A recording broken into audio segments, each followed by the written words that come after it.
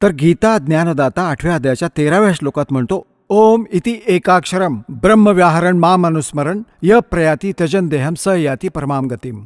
मज ब्रह्मचा केवळ एक ओम मंत्र आहे आणि याचा जो उच्चारण करताना जो शरीर सोडून जातो, ओम नामाने मिळणारी जी परमगती होती त्याला प्राप्त होतो. ती कोणती आहे? ब्रह्मलोक. ओम नामाने ब्रह्मच आहे, ब्रह्मलोकात राहतो ब्रह्म, तर ब्रह्मप्राप्ती होते. 8व्या अध्यायाच्या 16व्या श्लोकात लिहिलंय की ब्रह्मलोकपर्यंत ही जन्म मृत्यूच्या आतच. हा देखील पूर्ण मोक्ष नाही झाला, कारण की ब्रह्मलोकात गेलेले प्राणी परत येतात. आणि गीता ज्ञानदाता स्वतः सुद्धा सांगतो 2ऱ्या अध्यायाच्या 12व्या श्लोकात, 4थ्या अध्यायाच्या 5 आणि 9 श्लोकात, 10व्या अध्यायाच्या 2ऱ्या श्लोकात की अर्जुन, तुझे आणि माझे खूप जन्म झालेले आहेत. म्हणून 18व्या अध्यायाच्या 62व्या श्लोकात गीता ज्ञानदाता सांगतो की तू सर्व भावाने त्या परमेश्वराला शरण जा, त्याच्या कृपेने तू परम शांतीला, सनातन परमधामाला प्राप्त होशील. गीतेच्या अध्याय नंबर 15 श्लोक नंबर 4 मध्ये सांगितले की जेव्हा तत्वदर्शी संत भेटतील त्यानंतर त्या परमेश्वराच्या त्या परमपदाचा शोध घेतला पाहिजे, जिथे गेल्यानंतर साधक पुन्हा परतून संसारात येत नाहीत. आणि ज्या परमेश्वराने सर्व ब्रह्मांडांची रचना केली आहे आणि केवळ त्याचीच भक्ती करा, हे गीता ज्ञानदाता सांगतो. तर याने सिद्ध आहे की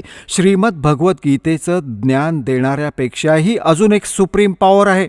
आता श्रीमद भगवद्गीतेचं ज्ञान कोण देत आहे? जो हे म्हणतोय की माझं एक ओम नाम आहे, ओम नाम ब्रह्मच आहे. आणि हा ब्रह्म कोण आहे? हा काळ आहे. याने प्रतिज्ञा करून ठेवली की मी कोणाही समोर प्रत्यक्ष रूपाने येणार नाही, माझं कर्म आणि जन्म अलौकिक आहेत. गीताजी अध्याय नंबर 4 आणि श्लोक नंबर 9 मध्ये सांगतो की अर्जुन, माझे कर्म आणि जन्म दिव्य आहेत, अलौकिक आहेत.